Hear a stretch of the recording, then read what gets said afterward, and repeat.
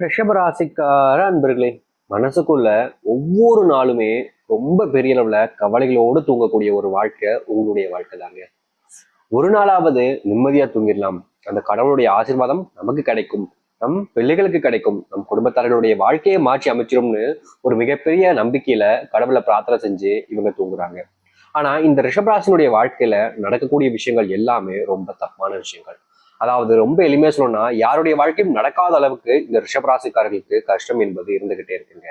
இவர்கள் யாருக்கிட்டையாவது உதவின்னு போய் கேட்க போனாலும் சரி, இல்ல இவர்கள்கிட்ட யாராவது உதவி கேட்கும் போதும் சரி, இவர்களுடைய வாழ்க்கையினுடைய மிகப்பெரிய தத்துவத்தை பார்க்க முடியும். அதாவது இவர்கள் கிட்ட ஒருத்தவங்க உதவி கேட்கிறாங்க போது இந்த ரிஷபராசிக்காரர்கள் தன்னால முடிஞ்ச அளவுக்கு எவ்வளவு முடியுமோ, தன்னால முடிஞ்ச அளவுக்கு எவ்வளவு முடியுமோ அவங்களுக்கான உதவிகளை செய்வாங்க. ஆனா அதே ரிஷபராசிக்காரர்கள் அதே உதவி அவங்ககிட்ட கேட்கும்போது, எப்பா எப்பா அப்புறமாட்டி என்ன என்கிட்ட இல்ல, என்னால முடியாது, நான் அப்புறமாட்டி பாக்குறேன், அப்புறமாட்டி செய்யறேன் அப்படின்னு சொல்லுவாங்க. அப்படி இல்லைன்னா இவங்க போன் பண்ணாலே எடுக்கவே மாட்டாங்க, கண்டுக்காத மாதிரி இருப்பாங்க. இப்போதுதான் இவர்களுக்கு புரியும் நம்ம எந்த அளவுக்கு அவங்களுக்கு முக்கியமானவங்களா இருந்திருக்கும், எந்த அளவுக்கு நம்மளை பயன்படுத்திக்கிறாங்கன்றது. இன்னைக்கு வரைக்கும் இந்த ரிஷபராசினுடைய வாழ்க்கையில துன்பங்கள் தாங்க அதிகம். இவர்களுடைய வாழ்க்கை மாறுமா மாறுமான்னு நினைச்சீங்கல்ல, உங்களுடைய வாழ்க்கையில உங்களுக்கான அதிர்ஷ்டம் என்பது வந்துருச்சுங்க. நீங்க அதை மிஸ் பண்ணிடாம இருந்தாலே போதுங்க. உங்க வாழ்க்கை எந்த அளவுக்கு மாறப்போகுது என்பதை பற்றி தான் இந்த ஒரு பதிவுல பார்க்க போகிறோம். முக்கியமா ஒரு சில வரிகள் உங்களுடைய வாழ்க்கை நிகழ்காலத்தை நம்ம சொல்லுவோம். காரணம், இந்த ஒரு விஷயம் உறுதியானதாக இருக்கும் பொழுது இதற்கப்புறம் நடக்கக்கூடிய விஷயம் எந்த அளவுக்கு நிஜமானதாக மாறப்போகுதுன்றதை நீங்களே உங்களுடைய வாழ்க்கையில கண்களாக பார்ப்பீங்க. எந்த அளவுக்கு மாறுது என்பதை பற்றி பார்க்கலாம். அதற்கும் நம்முடைய சேனலுக்கு நீங்கள் ஒரு புதிய பார்வையாளர் இருப்பினும் இதுவரைக்கும் நம்ம சேனலை சப்ஸ்கிரைப் பண்ணாமல் பார்க்குறன்ற போதும் சேனலை மறக்காம சப்ஸ்கிரைப் பண்ணிக்கோங்க. அப்பதான் நம்ம போடக்கூடிய அனைத்து தகவல்களும் உங்களுக்கு நோட்டிஃபிகேஷன் வந்து கொண்டே இருக்கும். ரிஷபராசிக்கார அன்பர்களே, முதலாவது உங்களுடைய வாழ்க்கையில நீங்க இன்னைய வரைக்கும் ஒரு முழுமையான அன்பு கிடைக்காம, உங்களுக்குன்னு ஒரு ஒரு உறுதுணையாக இருக்கக்கூடிய ஒரு உறவு கிடைக்காம தேடிக்கிட்டு இருக்கீங்க. நிறைய பேர் சொல்லுவாங்க, ரிஷபராசிக்காரர்களா அவங்களுக்கு என்னப்பா, அவங்க ஓஹோன்னு வாழுவாங்க. அப்படி ரிஷபராசின்றதை விட உங்ககிட்ட உனக்கு என்னப்பா, நீ நல்லா சம்பாதிக்க, நல்ல குடும்பத்தோட இருக்க, வாழ்க்கையில என்ஜாய் பண்ணிக்கிட்டு இருக்க அப்படின்னு சொல்லுவாங்க. ஆனா கஷ்டம் உங்களுக்கு மட்டும்தான் தெரியும். இது நாள் வரைக்கும் உங்களை பத்தி புரணி பேசாதவங்க யாருமே கிடையாதுங்க. எல்லோருமே உங்களை பத்தி எல்லார்கிட்டையுமே தப்பா கேவலமான முறையில பேசி வைப்பாங்க. முக்கியமா நீங்க செய்யவே இல்லைனாலும் கூட அதை செஞ்ச மாதிரி மற்றவங்ககிட்ட பேசிடுவாங்க. உங்களுடைய வளர்ச்சியை பார்த்து பொறுக்காம எல்லா விதமான கெட்ட விஷயங்களையும் பண்ணி உங்களுடைய வளர்ச்சியை ஒண்ணுமே இல்லாம பண்ணியிருப்பாங்க. இன்னைக்கு வரைக்கும் நீங்க தோல்விகளை மட்டுமே கண்டிருப்பீங்க. ஆனா உங்களுடைய உறுதியான தன்னம்பிக்கையின் மூலியமா அதை மீண்டும் மீண்டும் முயற்சி பண்ணிக்கிட்டே இருந்திருப்பீங்க. எவ்வித மாற்றங்களும் இல்லாத ஒரு ஒரு நிரந்தரம் இல்லாத ஒரு வாழ்க்கையாக இருக்குது இந்த ரிஷபராசிக்காரர்களுக்கு. இதை நான் சொல்லக்கூடாது, ஆனா நிஜமான ஒரு விஷயம் தான் இந்த ரிஷபராசிக்காரர்களுடைய மனசுல இருக்கக்கூடிய ஒரு கேள்வி. சாமி, என்னுடைய இறப்பு எப்போ வரும், என்னுடைய சாவி எப்பதான் சாமி வரும், முடியல, இங்க வாழ்றதுக்கு அந்த கடவுளுடைய பிள்ளைகளாக நான் கடவுளுக்கிட்டே சேர்ந்துடலாம் போல அப்படின்னு மனசுக்குள்ள நினைச்சுக்கிட்டு இருப்பாங்க. காரணம், அவ்வளவு துன்பங்களை பார்த்துட்டாங்க இந்த ரிஷபராசிக்காரர்கள், அவ்வளவு கஷ்டங்களை பார்த்திருக்காங்க இந்த ரிஷபராசிக்காரர்கள். இத்தனை துன்பங்களையும் கஷ்டங்களையும் தாண்டி இவர்களுடைய வாழ்க்கை இனி வரக்கூடிய காலங்களில் மாற்றத்தை பார்க்க போகுது. நிஜமாவா சாமி அப்படின்னு கேட்டீங்கன்னா, நிச்சயமா உங்களுடைய வாழ்க்கையில நீங்க எதிர்பார்த்த ஒரு இடத்துக்கு போகக்கூடிய நிலைமை என்பது வந்துருச்சு. நீங்க எந்த அளவுக்கு உங்களுடைய வாழ்க்கையை மாற்றி அமைக்க போகிறீர்கள், எப்படிப்பட்ட ஒரு வாழ்க்கை இனி வரக்கூடிய காலங்களில் வாழப்போகிறீர்கள் என்பதை பற்றி தான் பார்ப்போம். சரிங்களா? இது வரைக்கும் நடந்த விஷயங்களை பார்த்தா இனி நடக்க போறதை பார்ப்போம். முதலாவது, இந்த ரிஷபராசினுடைய வாழ்க்கை இருக்கக்கூடிய கடன் பிரச்சனைக்கு ஒரு முற்றுப்புள்ளி என்பது கிடைக்க போகுதுங்க. ரொம்ப காலமா ஒருத்தங்கிட்ட வாங்கின கடனை இன்னைக்கு கொடுத்துரு நாளைக்கு கொடுத்துருன்னு நீங்க சொல்லுவீங்க. ஆனா உங்ககிட்ட இருந்து பணத்தை வாங்கினவங்க உங்களுக்கு கொடுக்காம ஏமாத்திக்கிட்டே இருந்திருப்பாங்க. நீங்க எப்படியாவது கொடுத்தலாம் முயற்சி பண்ணியிருப்பீங்க, ஆனா முடியாமல் போயிருக்கும். அப்படிப்பட்ட ஒரு விஷயத்த மாறுதலாக இந்த ரிஷபராசினுடைய வாழ்க்கையில இவர்களுக்கு அந்த பணப்பிரச்சனையிலிருந்து முழுவதுமான விடுதலை என்பது கிடைக்க போகுது. முந்தியெல்லாம் இந்த ரிஷபராசிக்காரர்களுடைய உடல் சார்ந்த விஷயங்கள்ல பெரிதல் உள்ள நோய் உபாதைகள் என்பது இருந்திருக்காது. ஆனா இப்ப சில காலங்களாக எந்த ஒரு விஷயத்தையும் செய்ய முடியாமல் போகும். அதாவது உடல் ரொம்ப வீக்கா இருப்பது, சோர்வா இருப்பது, எந்த ஒரு விஷயத்த முயற்சி பண்ணி செய்யலாம்னு பார்த்தாலும் உடம்பு ஒத்துழைக்காம இருப்பதுன்னு ரொம்ப கஷ்டப்பட்டுட்டு இருந்திருப்பாங்க. முக்கியமா வேலைக்கு போகவா வேணாமான்ற ஒரு கேள்வி இருக்கும். காரணம், இவர்கள் ஒரு நாள் வேலைக்கு போனாங்க அப்படின்னா 2-3 நாளுக்கான சம்பளத்துடைய அந்த ஒரு கூலியை மருத்துவரிடம் கொடுக்க வேண்டிய நிலைமை ஏற்படுது. புரியுதுங்களா உங்களுக்கு? ஒரு நாள் வேலைக்கு போய் சம்பாதிக்கக்கூடிய 1000 ரூபாய் இருக்குது, ஆனா செலவுன்றது 3000 ரூபாயா இருக்குது. இதனாலேயே இவருடைய மனசுல வேலைக்கு போகணுமான்ற அளவுக்கு கேள்வி இருந்துச்சு. அப்படிப்பட்ட ஒரு கேள்விக்கு முற்றுப்புள்ளி வைக்கக்கூடிய விதமா உங்களுடைய உடல் சார்ந்த நோய் உபாதைகள் என்பது முழுவதுமாக தீரப்போகுது. இதற்கு முன்பு நீங்க எத்தனையோ மருத்துவர் எத்தனையோ இடங்களுக்கு சென்றிருப்பீங்க. அத்தனைக்கும் தீர்வு கிடைக்கக்கூடிய விதமாக அமையும் இந்த ரிஷபராசினுடைய வாழ்க்கையில. ரிஷபராசினுடைய வாழ்க்கையில மற்றொரு ஒரு விஷயம், ரொம்ப பெரிய ஒரு மாற்றத்தை பார்க்க போகிறார்கள். அது என்னவென்றால், இது நாள் வரைக்கும் இவர்கள் கிட்ட யாருமே அன்பாவும் எப்படின்னா காதலையும் ஒரு விதமான புரிதலையும் வச்சு வெளிப்படுத்திருக்க மாட்டாங்க. இவங்களுக்கு பேரண்ட்ஸ் இருப்பாங்க, இவங்களுக்கு சகோதர சகோதரி இருப்பாங்க, இவங்களுக்கு கூட பிறந்தவங்க நிறைய பேர் இருப்பாங்க. ஆனா யாருமே இவர்கள் மேல அன்பு பிரியம்ன்றதை காமிக்க மாட்டாங்க. காமிப்பாங்க எப்பன்னா இவங்க கிட்ட பணம் இருக்கும் போது, இவங்க கிட்ட ஒரு தேவையான விஷயத்த பண்ண வைக்கணுன்ற போது, அவருடைய தேவைகள் நிறைவேற்றிக் கொள்ளும் போது மட்டுமே இவர்கள் மேல அன்பு பாசம் காமிப்பாங்க. மற்றபடி மற்ற எல்லா நேரங்களிலுமே இவர்களை கரைச்சு கொட்டுறது, கேவலமான வார்த்தைகளை சொல்றதுன்னு இருந்திருப்பாங்க.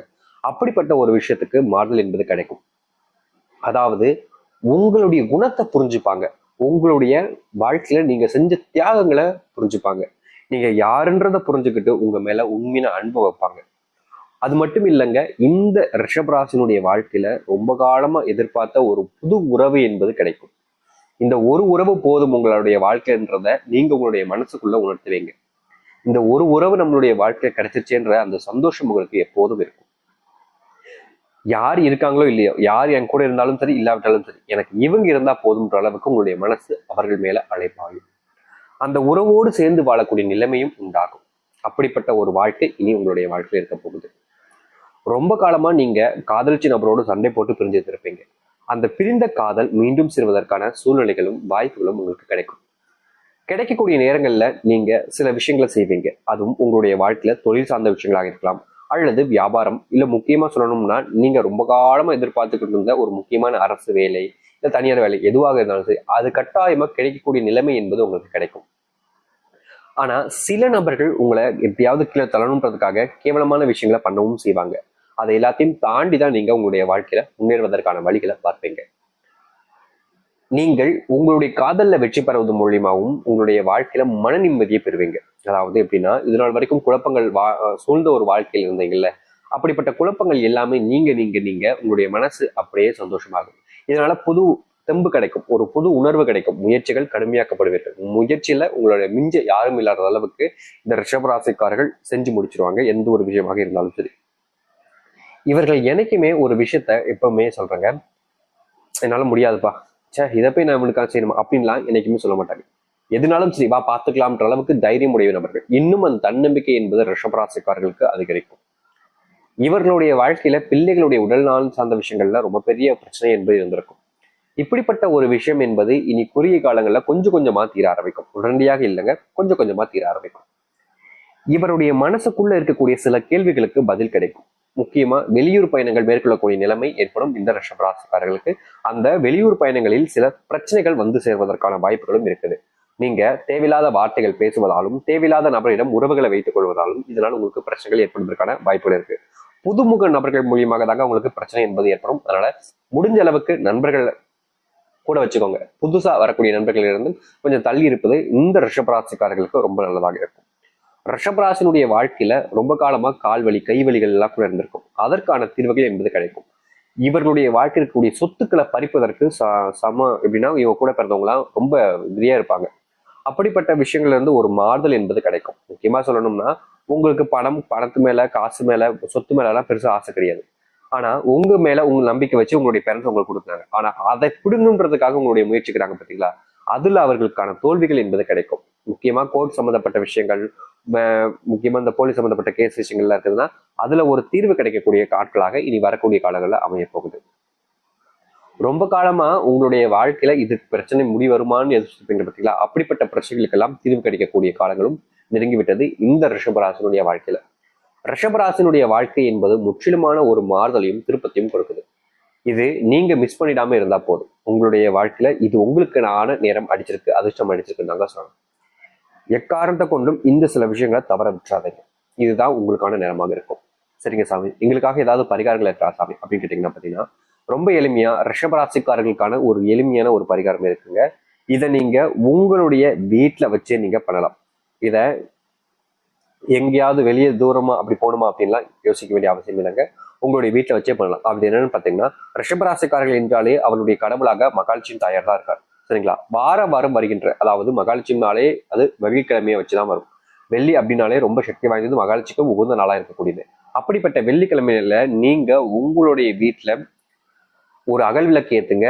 அந்த அகல் விளக்கு பாத்தீங்கன்னா கல்லுப்பு தீபமா இருக்கணும், புரியுதுங்களா? அதாவது பாத்தீங்கன்னா முதல்ல ஒரு பிளேட்டு, அதுல கல்லுப்பு வச்சு அதுல தீபத்தை வச்சு நீங்க ஒரு விளக்கு ஏற்றினாலே போதும். அதுவே இந்த ரிஷபராசிக்காரர்களுக்கான முழுவதுமான தீர்வையும் பிரச்சனைகள் வந்து நீக்கத்தையும் ஏற்படுத்தி கொடுக்கும். இதை எந்த நட்சத்திர காலங்கள் செய்யணும்ன்ற கேள்வி வரும். கிருத்திகை 2ஆம் பாதம் முதல் ரோகிணி மிருகசீரிஷம் 2ஆம் பாதம் முடிவு வரைக்கும் யார் வேணாலும் இந்த ஒரு பரிகாரத்தை தாராளமா செய்யலாம். இது வாரம் நீங்க நிச்சயம் வீட்டுல விளக்கேற்றுவீங்க. வெள்ளிக்கிழமை என்றாலே தீபம் அனைவரும் ஏற்றுவீங்க. ஆனா அது ஏற்றக்கூடிய நேரம் என்பது சரியா 6:15 இருந்து 6:45 நீங்க ஏற்றுங்க. சரியா சொல்லணும்னா மூதேவினுடைய அந்த தொல்லை வெளியே வந்துட்டு வீட்டுக்கு விட்டு வெளியே போற நேரத்துல மகாலட்சுமி தாயருடைய வருகை என்பது இருக்கும். சரியா சொல்லணும்னா 6:30 மேல மகாலட்சுமி தாயா வருகை தருவாங்க. அந்த நேரத்துக்குள்ள நீங்க வீட்டுல விளக்கேற்றி வச்சுட்டீங்க அப்படின்னா அந்த மகாலட்சுமியோட வாசம் உங்களுடைய வீட்டுல தங்கும். உங்களுடைய வீட்டுல செல்வ பிரச்சனைகள் இருந்து ஒரு தீர்வு கிடைக்கும். மகாலட்சுமியோட ஆசீர்வாதம் கிடைக்கும் என்றாலே சுக்கிர பகவானுடைய ஆசீர்வாதமும், அதை எடுத்து குபேர பகவான், முக்கியமா உங்களுடைய குலதெய்வத்தினுடைய நிரந்தர ஒரு ஆசீர்வாதம் கிடைக்க போகுது உங்களுக்கு. அதனால இந்த ஒரு விஷயத்த சரியாம செஞ்சு பாருங்க. நிச்சயம் உங்களுக்கான பதில் உங்களுடைய வாழ்க்கை ரொம்ப எளிமையா கிட்டும். நம்பிக்கையோடு இருந்து வாருங்கள். ரிஷபராசினுடைய உச்சகட்ட மாறுதல் என்பது இப்போது இருக்கு, அதை தவற விட்டுறாதீங்க. நம்புங்கள், நம்பிக்கையோடு இருந்து வாருங்கள். நல்லதே நடக்கட்டும். நன்றி, வணக்கம்.